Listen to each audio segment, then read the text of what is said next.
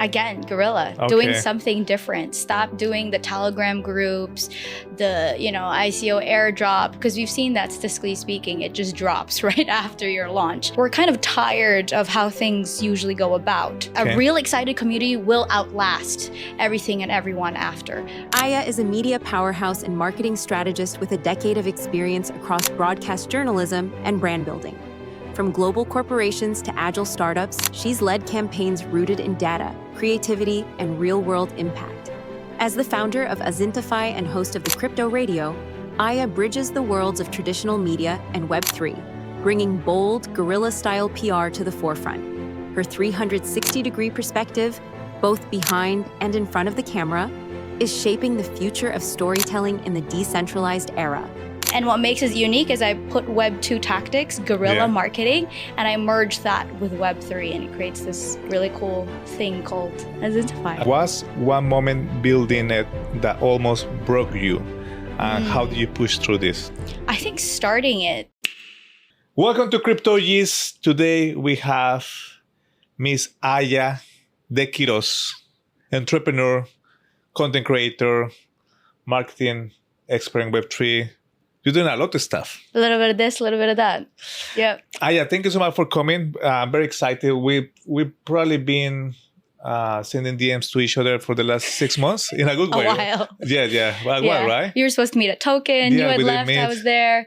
So finally. But I remember I saw you the first time and your content back in January when the Fantico party was on. Right. And you were trying to interview the DJ. Who was the DJ? Afrojack. And you managed to get some, right? I managed just to get a hi, hello. It was good. But it was, without media passes. Yes. So yes. You did pretty okay. You did very okay.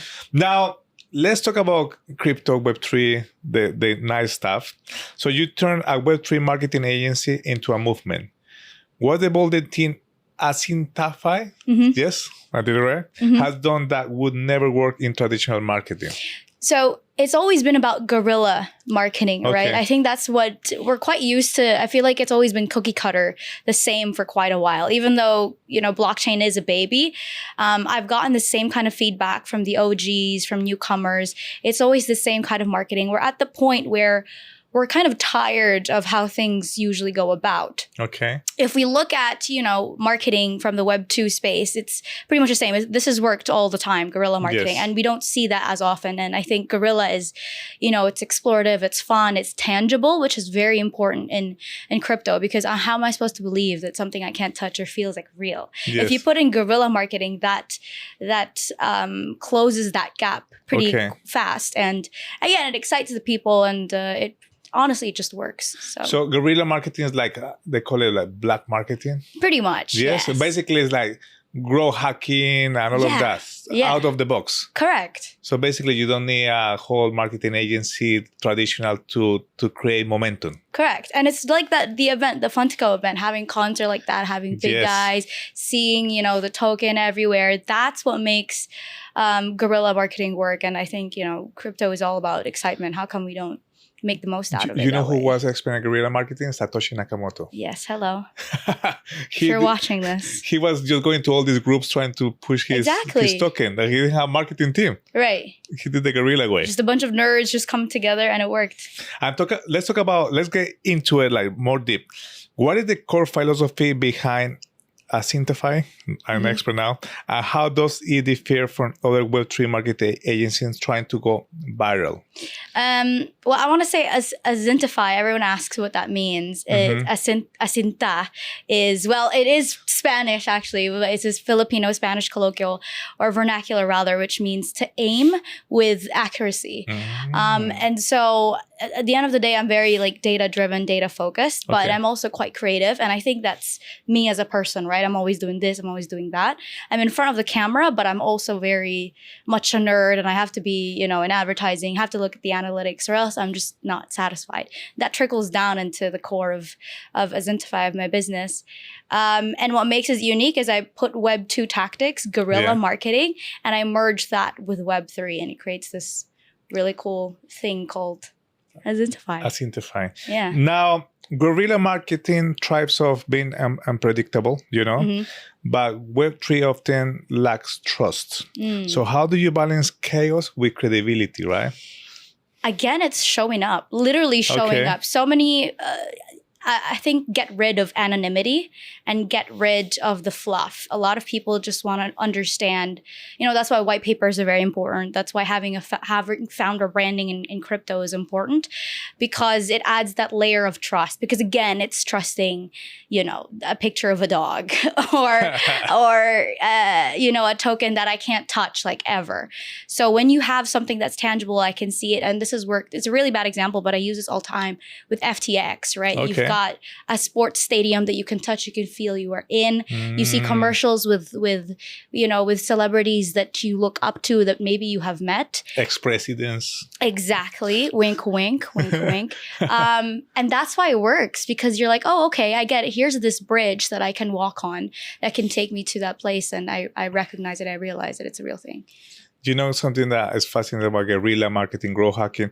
Actually, back in 2020, okay, I met Mario Nafal on Clubhouse, and I remember he and Bob, we were trying to do growth hacking back then. Yeah. So I found fascinating that content creators do a lot of different marketing strategies, and we have to just keep reinventing the whole narrative, right? Correct. Now, I talk about Mario, content creators, KOLs. You work with KOLs and build campaigns around community. What is the secret to not fake it? Authenticity in crypto marketing. Can I throw the question back to you about that? Yes. Because we work with KOLs and we know, the guys all the time. What do you think is what separates a true KOL from that of someone who's just shilling, someone who's bought a couple of followers and a couple of likes, from your observation? I'm going back to FTX again. Okay. So when I started CryptoOGs, it was in September 2022. Okay. So when right before. Yeah, right. It was during, actually, I was in Token 2049 London. Okay. And I remember Mario texted me and said, bro, I need somebody very high up in an exchange. I want to bring it to the... Also, let's just say, the fact that you're in texting terms with Mario, you're just saying that's so chill. Yeah. We're being OGs. Relax. So he said, bro, can you help me with this guy? I know you. So I managed to bring him somebody very high up for an exchange. Mm-hmm. And then the reason why I'm saying this is because obviously I brought this person, no credibility as a KOL, nothing like that, but she was executive. She was my friend. Okay. And she came, and that space went crazy. So what I'm saying this, I think that the most important about KOLs or content creators is the network. So you can fake it until you make it, but you can also sustain it. 100%. So I will say from then, when I started to create the podcast, I did it because the conversion was too different. Nobody wants to go and see somebody buying a Lambo or a Patek when their money was stolen from an exchange. Right. So I say, I cannot create content about crypto, bro. It's not going to convert. And I was looking at, for example, Coin Bureau and Guy. This guy's been a long time. So for me, that is... extraordinary what they build. So I think that's the kind of KOL that people are looking right now. Obviously, people shield, and it's okay. I think so. When you're getting started and you don't know, you need to shield something. You need to learn from the experience. Put that on a shirt. Put it on a shirt. But as more mature you become, you stop shielding and you start probably getting more projects to become part of the project, So do you think shilling is sort of your gateway or your entry point to... I think so. Everybody shield at the beginning. Look, that will go viral, that clip. Satoshi Nakamoto have to shield his Bitcoin at the beginning. Right. There you go. And then Vitalik have to shield his Ethereum. So now they don't have to shield. Right. Because it's an umbrella term. It's an umbrella term. Back to the question. What was the question? So you work with KOLs, so how to express authenticity? Using KOLs, or I think KOLs, going back to what you were talking about, I think people like something that they can relate to. So it's hard to relate to a guy who has a lamp. I don't have that. I probably have the miniature version that's $10 $10. I used to have a Yaris. Yeah? 7 years ago. Yeah, But the fact is, somebody could have a Lambo, but he could be sat in his pajamas and eating Doritos all day. And to somebody, that's relatable. And if I see that, I'm like, okay, I can get to that journey where I can be comfortable like that. And that sells, right? If you are the Lambo guy and you're very like chin up and you treat them literally as liquidity and they feel that, that's where it separates. So that's why you see still a lot of the guys who are the Lambo guys or whatever still being very successful because of maybe it's the manner that they talk, something, again, like that they wear or that they look like, that is very relatable to a lot of people still. And they're hoping that if they follow this guy long enough, I can get the rest of the glittery, fun stuff that he has. That's so true. I think it's still finding that sense of relatability, whether it's, again, what you look like, how you say things or whatever, that can take you all the way. There is a new thing that you probably hear about. It's called crypto diplomacy. Okay. So now the crypto bro is like, all is cool now, it doesn't work. Now you have to be more like established, diplomatic.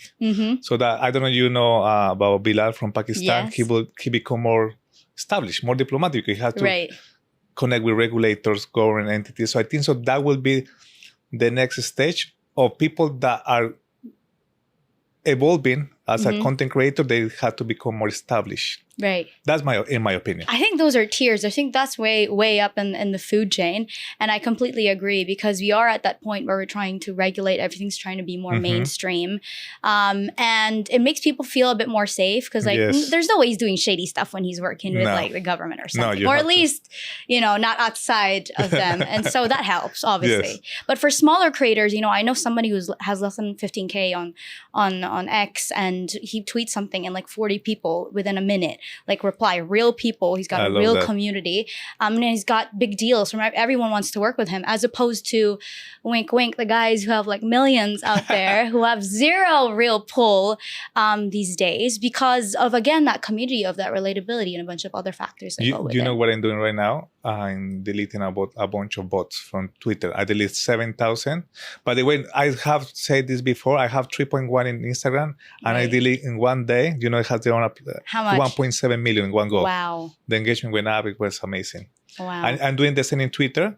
So somebody sent me fake bots. I don't know, somebody that love me so much. And then I deleted already 7,000 and the engagement went 10x. You know what? Someone can actually put followers for you who hate you. To ruin your algorithm. Yeah. So my team's been deleting them. So I'm getting there. I have to delete 3,000 more. Wow. Actually, people looking more for the micro-influencers on Twitter with biggest engagement. 100%. That's what I'm doing as well. That's where the money's at. 100%. 100%. Now, talking about money, most projects burn cash on influence hype. But what does a sustainable KOL-driven campaign actually look like under your model? As we said, micro-influencers who've got the greatest pull. I work with projects all the time who want the big names. And you guys already know who I'm not going to mention anybody, but they're like, I want this guy. I want this guy. And I'm like, okay. I want Trump. And if I wanted the money, I would have said yes, 100%, because they're expensive and I can get a pretty good price for that for myself. But then I'm telling them, I'm honest. I'm like, hey, yeah, I can get you them, but I'm telling you it's not going to convert. Okay? Maybe it will get your name out there for like 3 days max, but you're not even a meme coin project, so that's not relevant.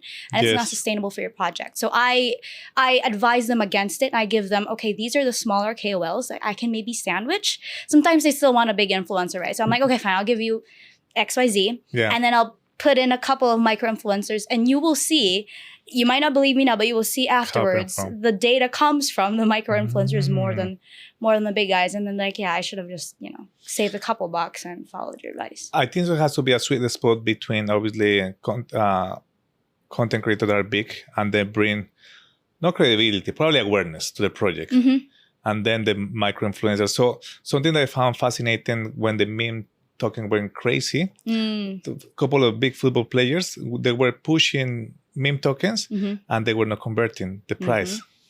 People with more than 200 million followers on Instagram didn't convert. We're like, And then you have, I love those all those DJs, Twitter people, and they create so much volume and traffic. These guys are crazy. I love them. And I love meeting them in person because they don't show their faces, right? Yes. But then you meet them in person and sometimes they tell you that, and I'm like, there's no way. And they show me the Twitter and I'm just like, wow, and they're so different from what they are on X. And it's fascinating. Is anybody that you remember? Don't mention it, but like... Yes, I do. And to this day, no one really knows their face. I know a couple, but obviously they take picture and then they put they just cut it off, or they try to be marshmallow and they put something on their heads. What do you think about that? Obviously, it used to be easier to be like that, not showing your face, but now people want you, founders, everybody to show their face. What do you think about the KOL that's still not showing their face?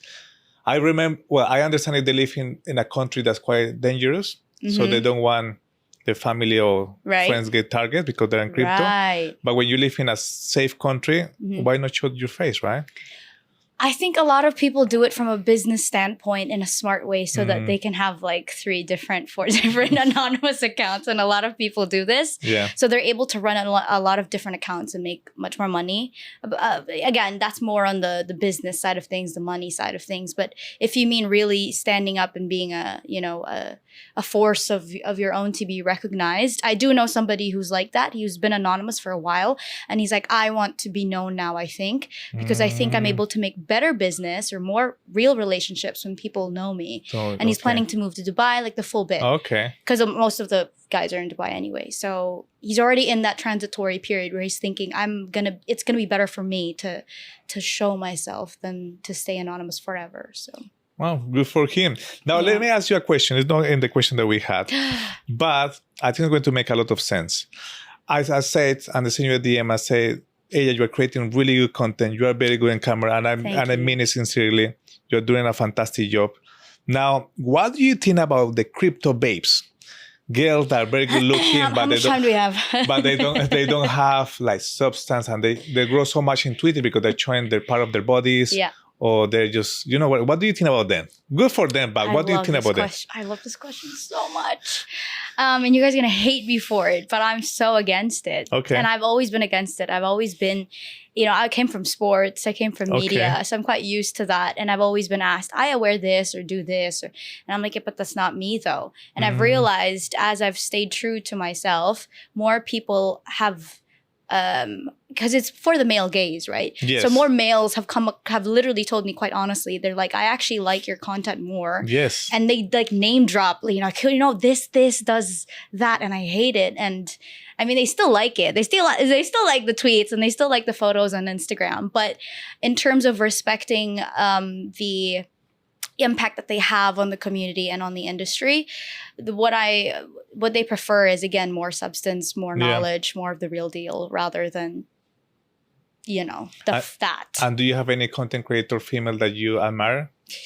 As of the moment, I'm going to sound so PR, but I really do pick apart traits from each one that I like. I like that, yeah. I like how the way she tweets, or that she mixes lifestyle with crypto content, or the other one is like super like broski, very much your BFF, your friend. Yeah. Yeah, I like that. I pick apart, but I don't think there's any perfect, idea. And I think that's the point, is to stand out, to try to be unique. You know about traders, female traders are more successful than men. I have Katie, she's the number one from Ukraine. Yes. She, in the podcast, she said statistically, female traders are more successful than men, more organized. Right. And also, I was talking to Lady of Crypto like last year, and she said, I don't know, Andres, how men, they don't have a spreadsheet of all their, the trades when they get in, when they get out, the price. So that she's very organized with all of that. A lot of people say it's also like dealing with your emotions a bit better. And because we're so used to the craziness of our emotions from, the cycles and everything, we're able to manage things a bit better, because it doesn't feel like, I don't know, because we're so used to pain and intensity all the time. So we're just like, okay, lost a couple, whatever. To men, it's just like, oh my gosh, this is the first time I'm dealing with this kind of insanity. And also because we believe in crazy stuff like moon cycles and stuff like that. I believe that. Which, if you look at it, it works out. So some traders trade based on moon cycles. Yeah, exactly. And now talking about moon cycles and talking about mooning and gas fees. In Web3, attention spans are shorter than gas fees, right? So how does you and Asintafy make noise without just adding to the noise? again, guerrilla, Okay. doing something different. Stop doing the Telegram groups, the, ICO airdrop, because we've seen that statistically speaking, it just drops right after your launch because you're not doing anything fun and quirky. You're not really creating an excited community. A real excited community will outlast everything and everyone after, right? It's different from creating hype at the start just to create hype, word of mouth. That will easily die down. If you create again, something that's true and exciting at the beginning, it will honestly feed itself. You kind of don't really have to do much. Yeah. Just a little bit of maintenance work. I call it like some Botox here and there for marketing.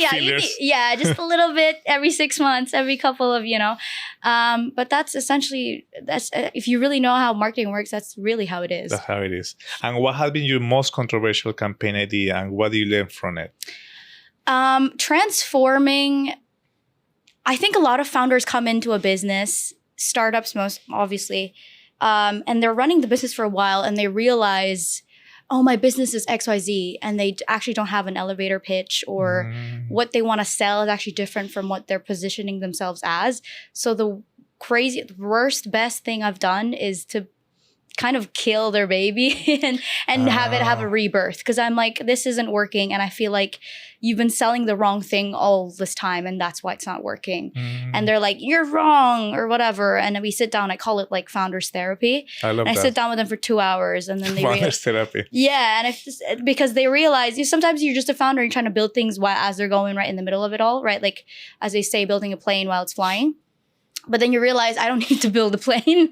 Sometimes it's a rocket ship or, a car or a motorcycle. Yeah. It's really not what, so I go down to the basics and I say, look, this is not working out. And I'm trying to be, the outside parent honest here and tell you, yeah. So we've gone, that's a lot of, ego and pride stripped from a founder. Yes. It's like, what do you mean it's not working? Or what do you mean I've got to pivot? But it's worked out quite well at the end and they thank me for it. It's that tough love that you need at the start. I love that. Actually, I've been doing something from the, let's say, investment hedge fund VC side. Mm-hmm.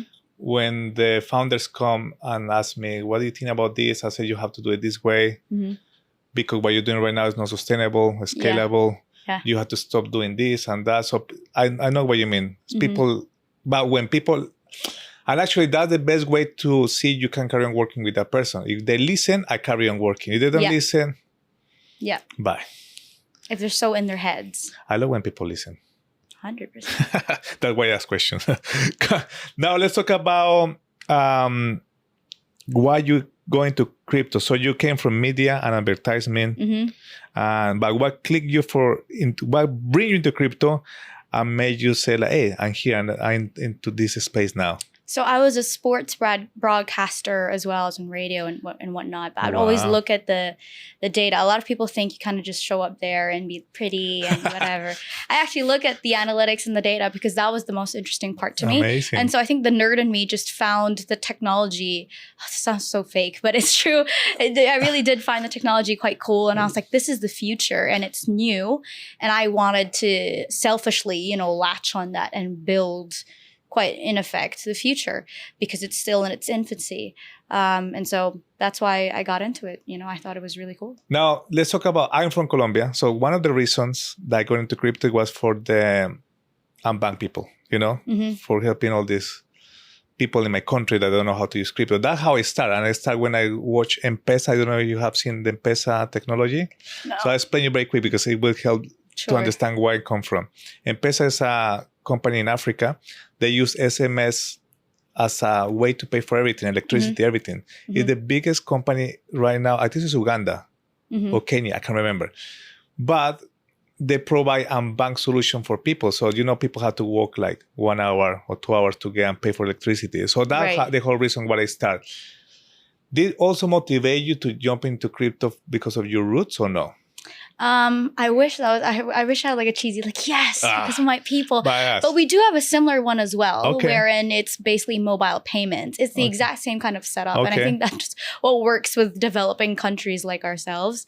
But I am going to be part of, I don't know when this episode's going to come out, but Philippine Blockchain Week is coming up in June, and I've been invited, so I'm speaking and hosting there, and I'd love to see how things have differed. You know, we're a very dedicated kind of people. We're a gaming kind of people.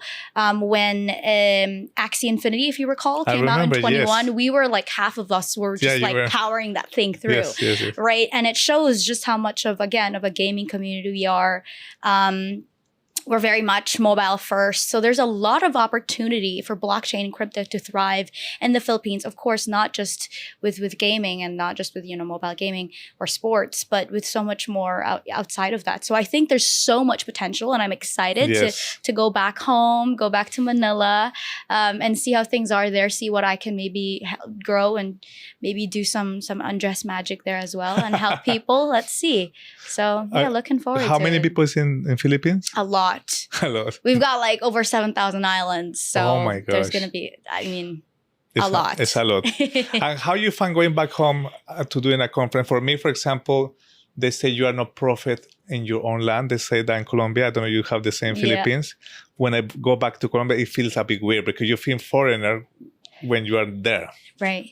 How are you feeling going back? Yeah, no, it does. In a crypto event. Right. No, it does. It feels very weird because I'm like, wait, I'm not just there to visit family. I'm there for business? Yes. Like, that doesn't make sense. So even my own family is like, so what, are we attending? And I'm like, whoa, like what, that doesn't, that's never really quite happened before. So we'll see. I think it will be fun for you. It will be fun for you. Yeah. Now, talking about fun stuff, Asentifi feels like an extension of you. How much of your personal story shape the way the brand thinks, speaks, and connect with people? Like I said before, I've always been a little bit of this, a little bit of that, transitory from the Web 2 world to that of Web 3, and that goes with our strategies, with our execution of getting Web 2 tactics, marketing tactics that work, and moving that to that of Web 3. I'm also very guerrilla. Guerrilla means doing crazy stunts and whatnot, and I'm pretty much the same. I do aerial yoga. I love doing extreme sports, skateboarding as a kid. Like always was doing crazy stuff left and right. And they're just like, what are you going to do next? And I'm like, yeah. Crypto. Yeah, here we go. Like it's the next iteration of media. I went from radio to TV to the internet. And I'm just like, what's next? I'm like, here, crypto. And I think, again, that trickles down into Azintafy. Okay. Just how crazy we are too. We're a bit crazy, yeah. Yeah. I'm talking about being crazy. Leadership in Web3 is often chaotic, but even masculine, right? There's so many male leaders. How do you navigate the space with your own presence and principles? Can I throw the question again against you? I have a double podcast here. How do you balance the femininity in your leadership? And that sounds quite cheesy. What do you mean like femininity? But I guess seeing eye to eye with people, I feel with masculinity, you're always like, I'm trying to be the best one out there or trying to be better than you. And I think femininity is more about like, okay, as you said, listening to the other person, letting the other person shine without it being something against you. So how do you manage to, because we've got a very difficult group of people. we've got a crazy community. Not everyone's quite nice here in crypto. Nice. And it's a shark's tank. Yes. And you've got to be cutthroat or else crypto will eat you instead.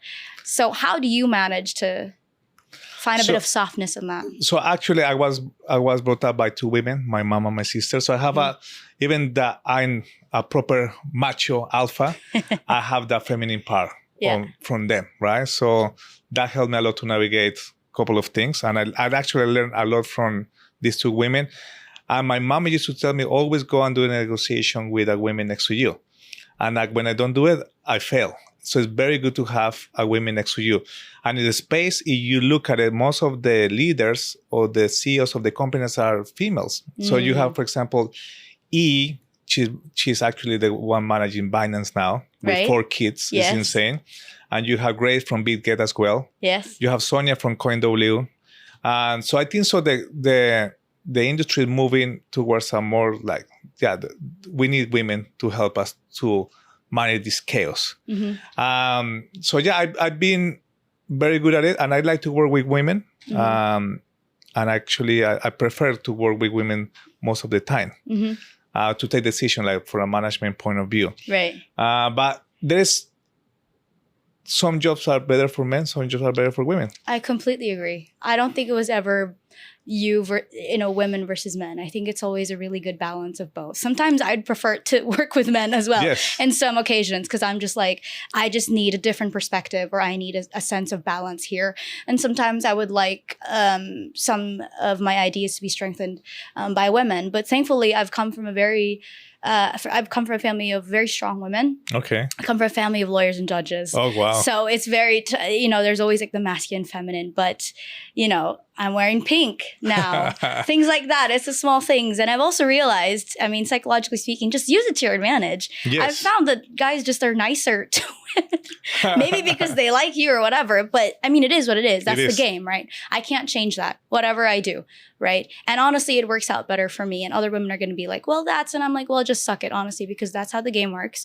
And if it's not against you, it's not pushing anyone's buttons, you're fine. And actually, you have more advantages against that than the opposite. So, and let me ask you another question. It just came up to me. I was having a conversation with another friend that are KOLs. Mm-hmm. Women also get away, if they're content creator, with rug pulls. 100%. I seen they hack to a girl, she rug pull up, and she's fine. Nobody went and said, "You're crazy." So what do you think about it? Because she's got the doe eye effect. She's, I'm all innocent. I'm this and that. I'm dumb. She's way smarter than you guys. She got that plan like 6 months ago, and everyone's falling for it. That's what I mean. As a woman, that can be very disarming, right? And she's used that as a weapon, which is fantastic. And honestly, I don't know how morally, I feel like that's fine because it is what it is, but that's what I mean. Be smart with what you've got and you can go a long way. You can rug pull a couple mil, not go to jail and make a little YouTube podcast about it and apologize. Hilarious. Imagine if it was a man. That's it. We've been in jail now. 100%. Yes. 100%. There'd be like Facebook groups against him or something. Yes, I assume. Yeah. Now, the last question about Asintafy. Everybody seen the campaigns, the panel, the wins, everything you have built, but was one moment building it that almost broke you? And how do you push through this? I think starting it was what broke me, to be honest. I started it because I lost my job, essentially. And being in crypto, it's hard to, I don't know, it's just hard. The job market's weird, to find like a job in crypto, and it's never really sustainable. You never really know when it's going to be like tomorrow. It's like, okay, we're pivoting or we're bankrupt. It's a lot of politics as well involved. That too. And so when I was it's just really starting it. The start was really tough. And it was an embarrassing kind of journey as well. Like, I don't know if you're watching this on LinkedIn, I've messaged you probably about like, I don't know, like a job or something, or I've asked people on LinkedIn, I'm just like, I want to start a business. It's marketing. Everyone's doing that from their backyard. I want to be different. What's one thing that irks you in Web3 advertising that you would like to change? And a lot of them have said, it's always the same. So I'm like, okay, so the solution for me, and I love guerrilla marketing as well, is that. And that's why I created Azintafy. So it's not just my insights. It's from everybody else. Kind of stole it from, thanks guys, from them. But that's how I did it. And after I started it, they're like, wow, you started. I'm like, yeah, because we had that conversation. And it worked out quite well. And now you have product, 100 of people DMing you on LinkedIn. Yes. The other way around. It always happens. Yeah. Now, you build credibility without playing the female founder card, right? Mm-hmm. What do you think actually moved the needle for women in this space from your real experience? How I move my way. Yes, like what actually moved the needle for women in this space from your experience? I think I said that when making questions, like I don't want the whole female empowerment card or whatever, because I'm just doing me. Like I want to have a conversation that passes the Bechdel test. Like I don't want to be talking about us against men or us against, like I'm just literally existing here doing my thing. And it just so happens that my name is Aya and that I'm a female. It just so happens. So those are just matter of facts. Those are just decoration. Okay. At the end of the day, I could be, and that's why we see that with anonymous X accounts as well. A lot of the accounts there act very masculine. You find out they're actually women. And as I was a mobile gamer myself, and to avoid any kind of drama, I also appeared much like a bro. Okay. And I had like bro friends there, and one of them found out I was a woman. They're like, that's insane. And I'm like, exactly, because it doesn't matter. They think I play like a man or what. Like, it doesn't matter. You just do you, and you get recognized. Just so happens you're this and that. That's it. But honestly, just do you. Like, just do you. Yeah. Now talking about do you think the culture of leadership in crypto is starting to shift? Not so much about who is leading, male or female, right? But more about how they're leading. Like, do you? I feel like, again, I want to throw this question to you. Okay, let's go. Because you've been in the space longer than me. And have been a bit more global, I think. I want to ask you this question. What has changed from day one to today? From day one, 16th of May 2016, like how it was my dad's birthday, and I bought my first Bitcoin. Wow. That's almost 10 years from now. Yeah, nearly 10 years. Almost a decade. What it changed? No, it's not like anything changed about how I evolved, and it's all the ups and downs I had in the last 9 years. So everybody started crypto for one reason: make money. And then they realize it's not about making money. It's about community. And then you build the community. So it's not about the community. It's about legacy. Then you have, no, it's about legacy. It's about happy in the moment. Yeah. So it changed a lot. So I was having an interview, when was this? With a Russian KOL. Okay. He had the biggest YouTube channel. And then he asked me, Andres, what do you want? And I said, I don't want to be a billionaire. I said, what? I said, I don't want to be a billionaire. If I'm a billionaire, fine. But what I want to do right now in the next 8 years is to have as much time possible before my kids go to uni, because I will lose them. After that, I will go and jump again to trying to become billionaire. Right. So that's it changed. So I start about, okay, I like crypto, then bank situation, I went to solve problems. Then I start to make money. I said, okay, I became millionaire. Then I had community. Then I lost everything. Then I had to start again from zero. Then I start to build community. Then it was different structure, strategy. It was NFTs. Then it was... He sounds like he's lived like four different lives. Yes. So, and then actually this year, since I moved to Dubai, I think so the last few months, I seen a lot of friends that have so much money and they're not happy. There you go. I've seen so many, not only content creators, founders, they're not happy, and the life become so repetitive. Even they have the best life, they don't have purpose. So I don't want to lose my purpose. My purpose, luckily, are my kids now. No. So that's the answer. You're quite lucky, having your core, having your anchor there. Again, your children, your family. Yeah. A lot of these guys kind of live alone, and kind of just go at it, and they have no religion, no anything that drives them, and so it becomes like the lifestyle is their driving course, and they only get to scratch that itch for so long before it becomes a wound, right? Before it becomes something that doesn't make sense anymore, or actually they realize it has never made sense. But I also find fascinating a lot of these people going to different hobbies are very expensive, like racing cards or getting boats and yachts and whatever. True. But at the end of the day, I've seen also a lot of these people went back to their roots. So they become more like spiritual or helping with charity. So I think so everybody has to go through that process. The young content creators, founders, they have to go through the high process, going out, partying, spending like crazy.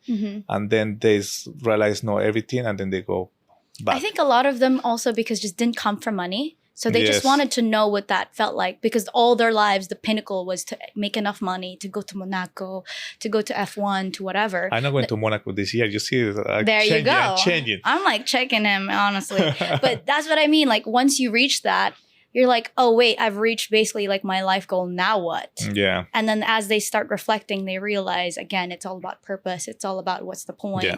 It's all about giving back, all that cheesy Mahatma Gandhi stuff. But it's true. That's truly, you know, how things are. And I think, I don't know, sorry, but like because we come from countries are very much rooted in that kind of thinking, it helps. It helps a lot. It roots me so much. I'm like, thank goodness from the I have basically. Right. Yeah. That's what I mean. That's your life story. Like, Yes. but it's true. And I don't know if like religion or culturally speaking, like family, these different values drive us like a long way. A lot of people who don't have that spend so many years later down the line when it's a bit too late figuring that out. And I'm like, thank God I had that at the beginning. I saved so much time and energy not having to figure that out later on. But from a business standpoint, in terms of leadership, I think it's because we're in our infancy, but there are projects going up left and right. Yeah. And we're making solutions, as we say in crypto, right? Solutions for problems that we don't have. And so now it's like you've got to really outlast everybody else. Yeah. Because you can have one solution that are in like 20 different fonts, right? But only one of you guys will survive. So crypto back in the day, it was like, oh, let's do this, let's do that. Yes, it was useful back then. Now, not anymore. We're at that point where, as you said, it's like those fake followers that you need to remove. Yes. So we've at that process of cleaning it up. Yes. And I think that is what leadership is going to be like, is really creating a project that outlasts everybody.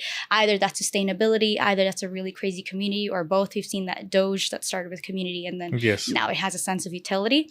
But I think that's where we're going. It's creating something real, something fun, and something that will be there, 10 more years from now, because technically we've been out here like 10, 20 years. So and I have the last question. You're going to love this. I've seen you've been doing a lot of content regarding Trump. Ooh. So you have a lot. I gotta go. You have a lot of stats, but Trump is, he changed the whole thing the last 3 months. I'm going to be I'm not going to have one because I'm going to Bitcoin Vegas next week. Have fun. So it's going to be the VP, Eric, Donald Jr., Trump. Chill. He does Michael this every Saylor. Tuesday, by the way. So all of these guys are going to be, but you've done a lot of research and a lot of content about Trump. What is the thing that you will take of all the learning that you got just doing the research and creating the content about him? He's a smart guy. He knows what he's doing. He's a billionaire empire creator for a reason. And people for the longest time have not really understood why he had to do this, do that. I don't think he's doing anything for funsies, right? He's very spontaneous. Yes, we see that in his personality, but he's very intentional. And a lot of this is part of the game. That if you look at it from just, from this angle, looks insane. But if you look at historically what has worked, macroeconomics, psychology, the families connected to him, it makes sense, right? And it's going to get really dark and very political, so we're not going to go there. But he knows what he's doing. He knows, yeah. And honestly, it's working. It's a lot of pain at the start just because things are changing and it's very, it's very crazy, very wild. But it's short-term pain for long-term gain, at least for his people, for his side. But if you play the game right, you can also be one of those who win at the moment. So. Okay. And I have 5 last questions, rapid questions. You have to just answer one or the other one. Okay. Bitcoin or Ethereum? Bitcoin. Okay. Centralized chain or decentralized exchange? Decentralized, 100%. Staking or mining? Staking, ...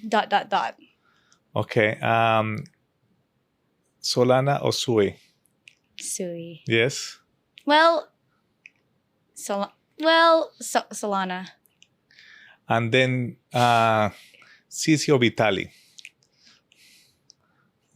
Andres. Yes. Thank you so much for coming to CryptoOGs. Thank you so much. And I hope to see you around. Yes. And don't forget to we will leave all the content and links to follow you. Yes, at Aya de Quiroz. How the people, Aya de Quiroz. At Aya de Quiroz, everywhere. That's on X, on Instagram. Pretty much everywhere. And I think I'll also be doing an interview with you. Yes. Pretty soon. So you guys should watch out. Maybe in for Philippines, that. Who knows? Oh, you right. Never know. Exactly. It'll be fun. Thank you so much. Thank you, Aya. Thank you so much, guys. Bye-bye.